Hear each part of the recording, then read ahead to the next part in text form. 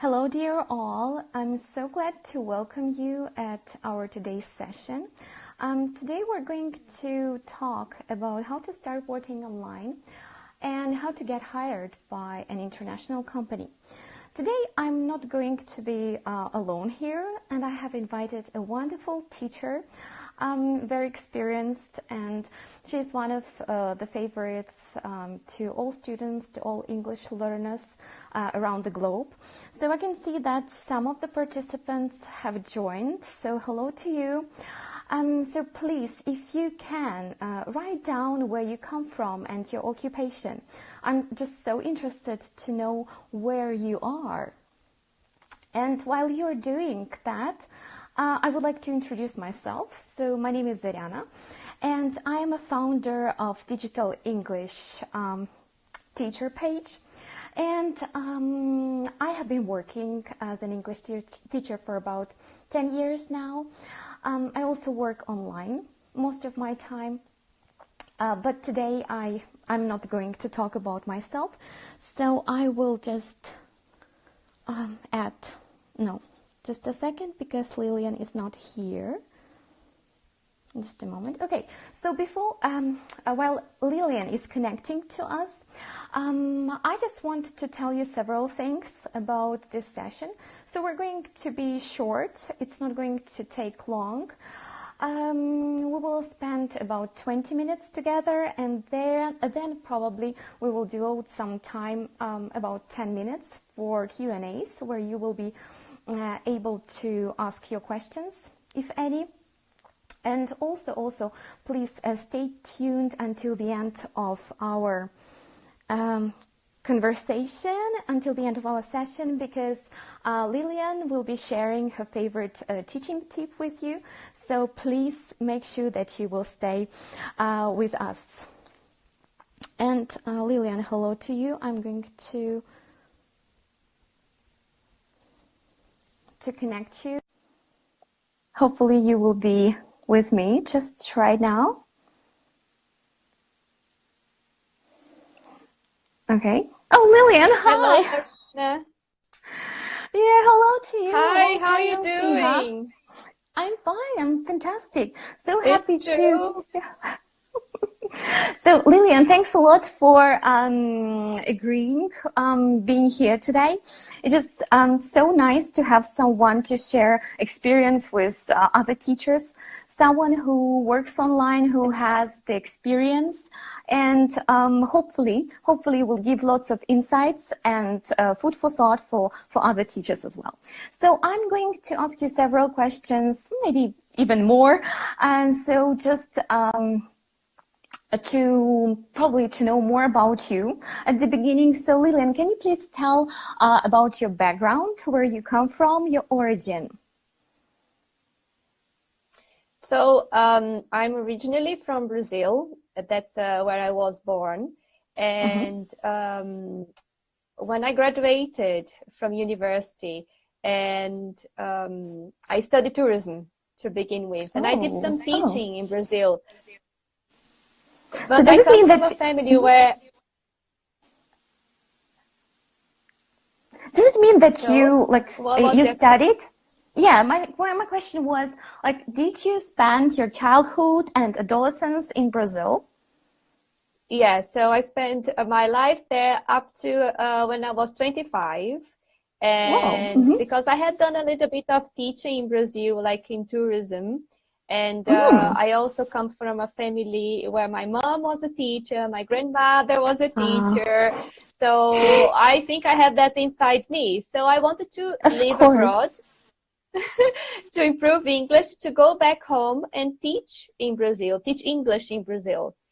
Fantastic. And that's it. And then I went to England, and actually I ended up staying there forever. Wow. That is great. That was an unexpected twist, to be honest.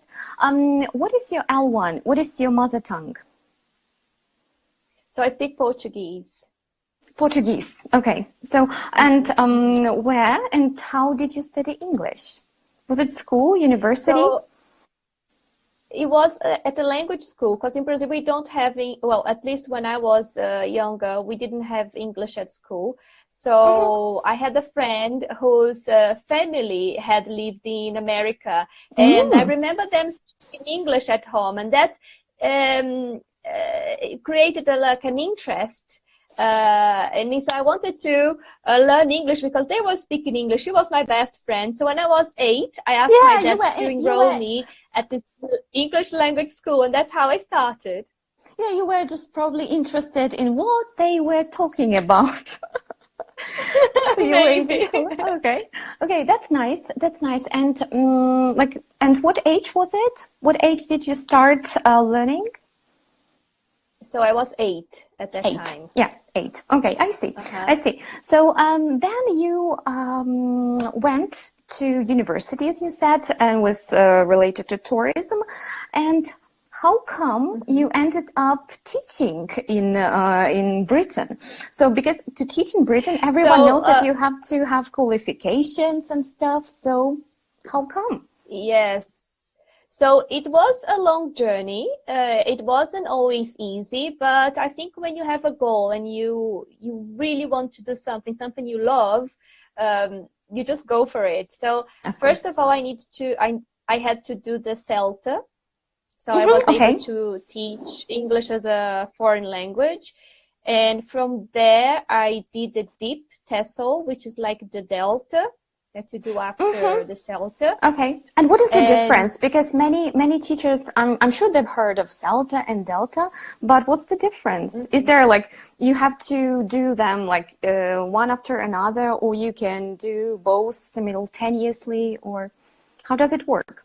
Yeah, so first you need to do the CELTA. So that's your first qualification.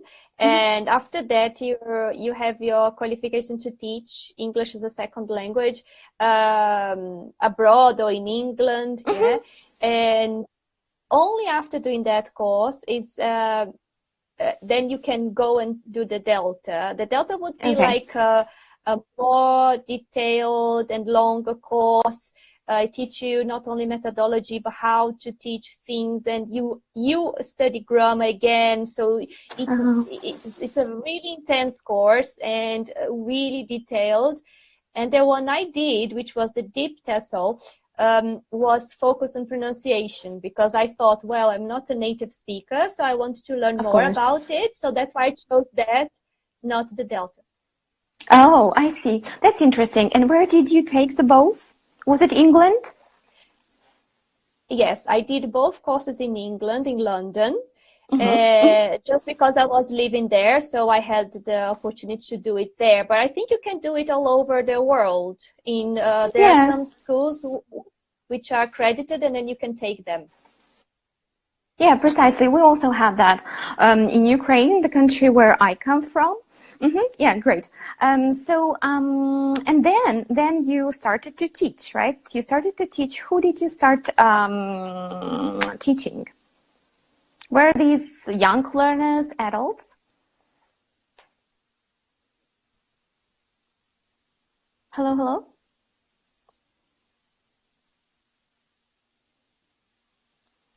Sorry, Zoriana, could you repeat your question? There was a problem with the connection. Yes, something was wrong with that. So I will repeat my question. Yeah, hello. Lilian, hello? Can you hear me? Hello, I was asking about your learners. Who did you start teaching after finishing CELTA? Who did you start teaching? Who were your first students? Sorry, guys, I think that we have some problems with connection. I don't know where it comes from. Let me see if I... now Lillian. You came back. Okay. Yes. Yeah, sorry for this break. So who did you start teaching? At the beginning, I started, I was teaching international students. So I was working at a language school in London, And my students, they were from all over the world. So it was really good because I had the chance to learn about different cultures. And this is one of the things I love about my job. Fantastic. How come that is it easy to get a job in an international language school? Like, what did you do for that? Did you just like apply and you were hired? No, you have to go through some stages. Like I think for language schools, they have more or less the same process. So first I read about different schools because I really wanted to choose the school that I would feel comfortable with, that I had the same, similar principles and so on. So I read a little bit about which schools I wanted to apply for jobs. And then after being accepted, I sent my CV with a cover letter. And then after being accepted for an interview, I had to do like an interview, and then I had to do also like a trial lesson. So for maybe half an hour, I had to teach any topic I wanted. And the people who were interviewing me, they were pretend to be students making mistakes. So they wanted to see if I could correct them, if they would improve and learn. So that was the first part. Some schools, they actually ask you to do an English test. If it's not in England, if you don't have, if you have the qualification, they might ask you to do a test, but it's not everywhere. And I didn't have to do this at the school I used to work for, but it could be the situation too, that you have to do an English test as well. Okay, I see. So, as for, you said that you started teaching international students. As far as I know, they are all like obsessed with having native speakers as their teachers. So they think that if they have a native speaker teacher, it's going to like their English will just fly like a rocket.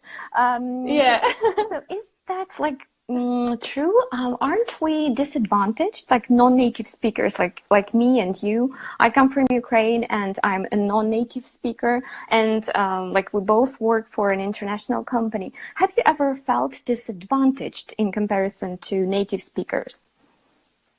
Well, this is a very interesting question, because one of my biggest fears was actually to teach English not being a native speaker. Yeah.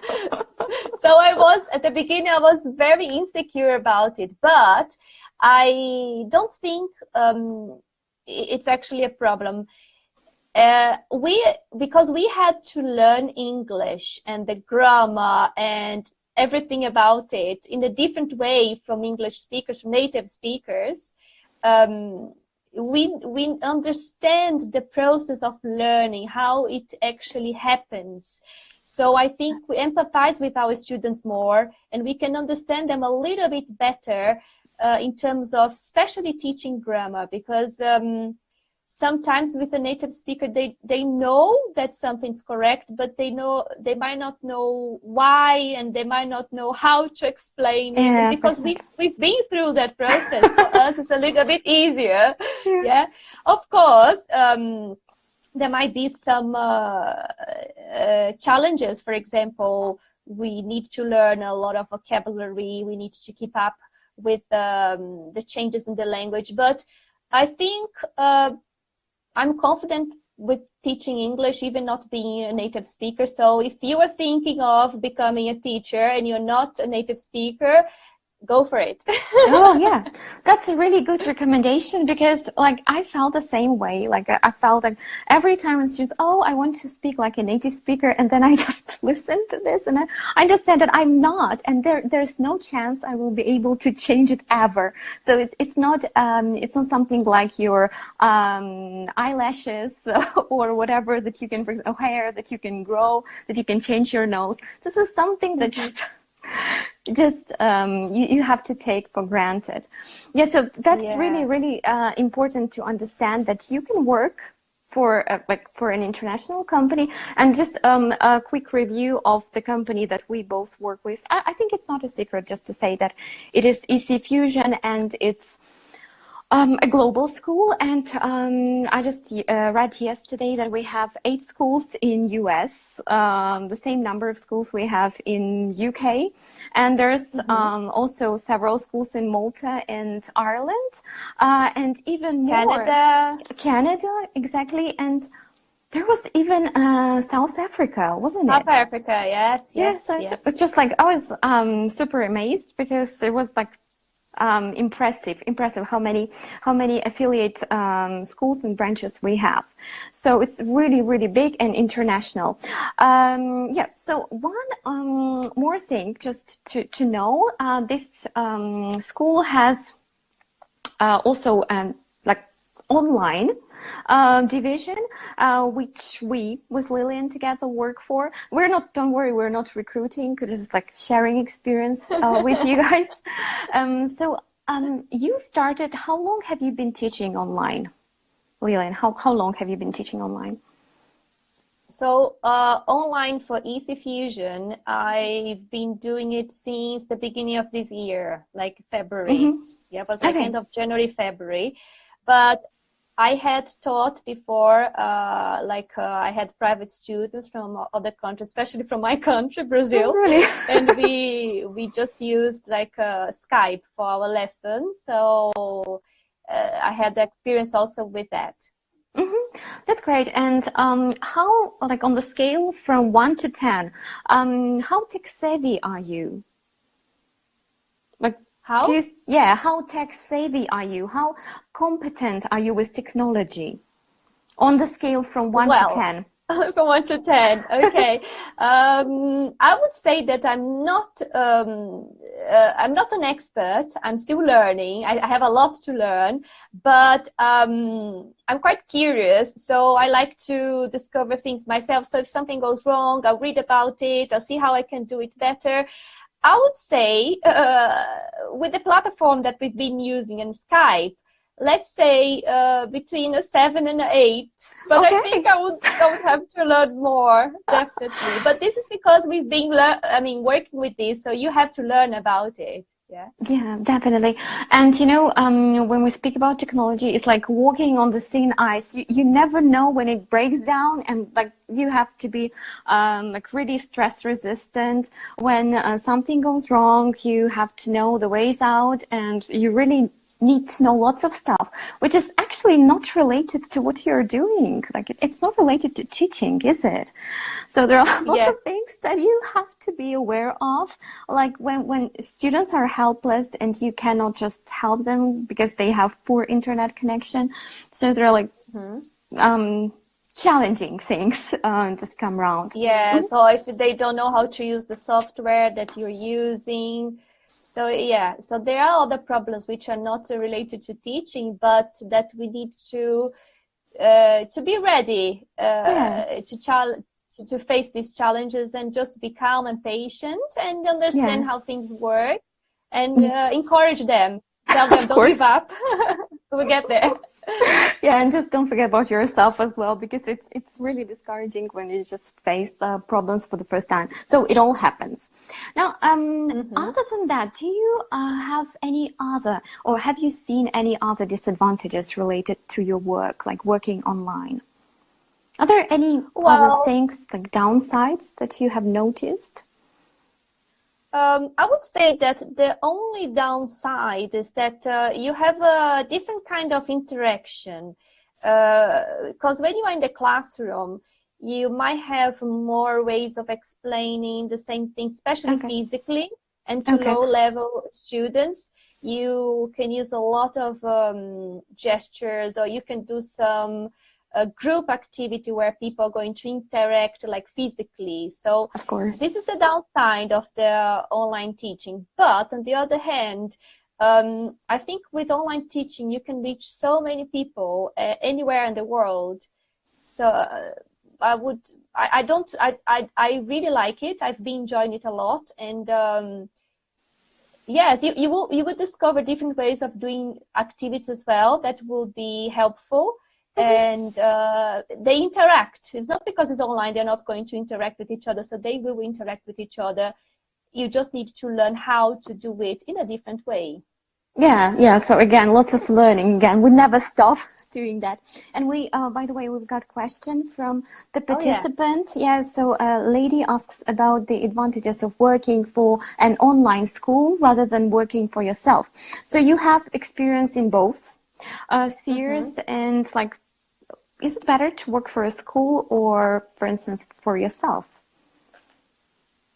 Well, so my experience teaching online privately is mainly to my so people I know in Brazil, yeah, like especially family. But so it's easier that way because it's easier to arrange, to organize things with them. But doing on your own privately is a little bit more challenging in terms of finding students. Precisely. Yeah. When you and also you, in my case, because I've never done private teaching online for groups, just individuals. When you do it for a online school, you have the opportunity to do both group lessons and private lessons, and I think you don't have the worries of going after your students. So the timetable will be established for you. And so in that way, it's a little bit easier, but also you need to follow the school's methodology and content, so you don't have as much freedom. But I like both. Yeah, just what I like about teaching online and teaching for school, online school in particular, is that you have this flexibility. And by the way, I have even a question. Maybe some of you guys noticed that Lilian has a very strange, well, I wouldn't say strange, but just unusual name for an English teacher. She has the nickname on here on Instagram, Experience Slovakia.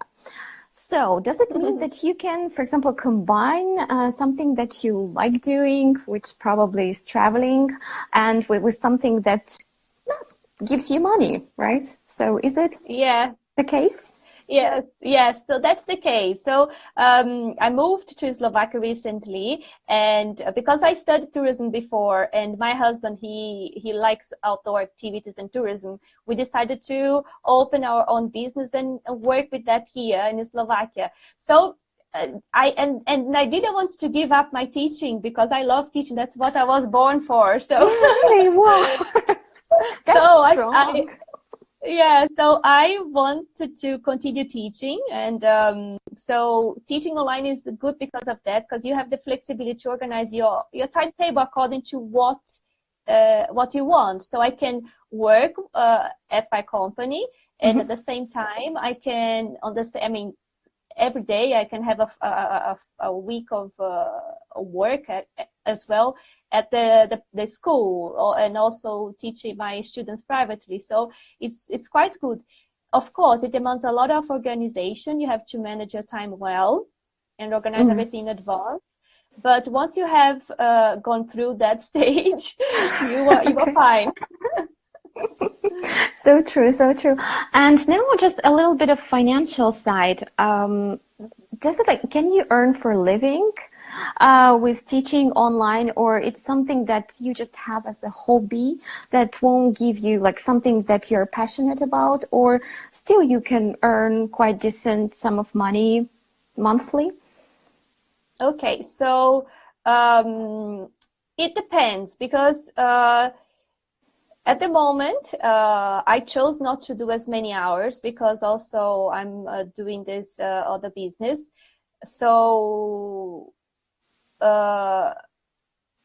if I was rely only on the part-time teaching, maybe not. But I think if you have enough hours and you have a good availability, you can definitely do only that. Yeah. Definitely. So I don't think you would need to leave your house. Yeah. But again, it will all depends on the demand, how many students you have.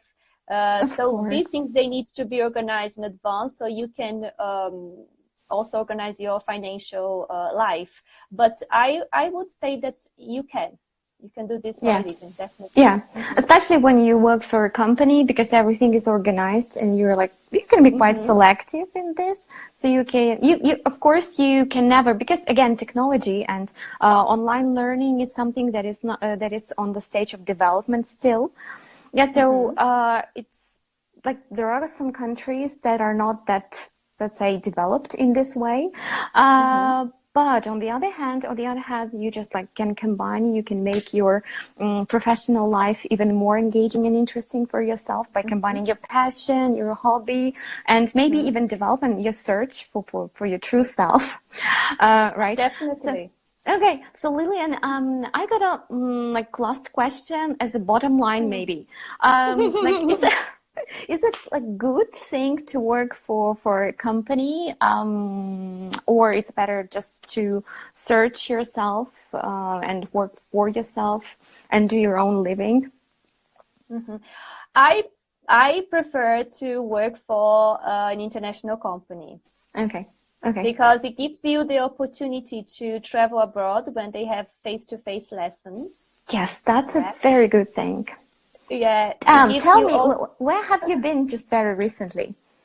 I was in Italy. Great. And also I spent 2 weeks there. And before Italy, I went to Ukraine, to Odessa. Oh, really? Yes, and I really enjoyed it. I would like to go back.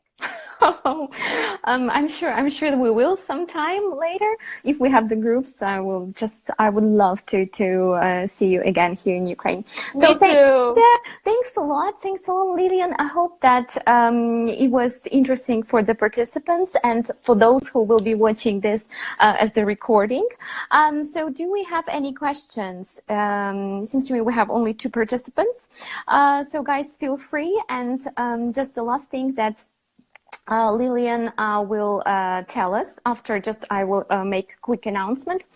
So I want to remind you that on the 6th, if you're interested to start teaching online and learn a lot about technology and digital tools that you can implement into your teaching, enroll to the course, which is going to start on the 6th of August. So you guys, you're invited. You can read more in my profile, in this description of my profile, or just send me direct message.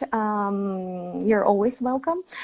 So Lilian, the last thing from you, you promised to bring a teaching tip, your favorite teaching tip for our guests. So what is it? What do you like? Okay, so I thought of 2 things really. One is when I teach grammar, I always teach through a story. Really? Yeah. Yeah. So I think of a story and I find pictures online, and I have a little like PowerPoint just to post the picture so they can visualize and think of the story. And then from that, then we talk about the grammar, because I think it's important for the students to understand when and how they can use it. And a story is a very good way of doing that. And it's very engaging. It is, and so memorable. I just like imagine the situation as if I am your student. Just amazing. So you have to, and where do you look for the pictures? Are these like especially designed? No, they are just because to use in the classroom, that you can just choose on Google, really. You can just pick like some pictures for classroom use, yes, like or if you are doing it online but you're not publishing or sending it out, so like that it's okay. So for example, if I'm teaching like the 3rd conditional, I would put a picture of a guy in prison. Yeah. So I would say, oh, he's regretting about something. So what sentence can we think about? So maybe he stole a car yesterday. Imagine if he hadn't had, oh my God, I forgot it. So imagine if he hadn't done that. So what would have happened to him? So then we started thinking of the grammar behind it. But I like to think of a story first. And the second tip is, to personalize your lessons. But how do you personalize your lessons? You should talk to your students Yeah, get to know them really well, Yeah. and from that, even if it's business related, from that, adapt the lesson according to their interests and the things they like. Yeah, customization is really essential because sometimes when we take a book, we think that, okay, it's not our business anymore. There's like fantastic author who have probably researched the topic and he knows better. But in fact, like we are so different. We're so different, especially when you teach international students. They're just extremely different people, different cultures, different backgrounds and personalities. Thank you, Lillian. It was lovely having you today. I was so excited to see you again. Me too, Doriana. Thank you for the invitation. I hope I helped the ones who joined the session, and it's been a great pleasure. Yeah, thanks a lot for me, that's for sure. And I'm sure that we will get some nice feedback from the participants and those who will watch it just a little bit later. So thanks a lot. Have a great evening, Lillian. You too. And thanks for coming. Thanks for coming. You're a great teacher. So thanks a lot. You. Yeah, bye. Bye. Take care. Bye. See you. Bye.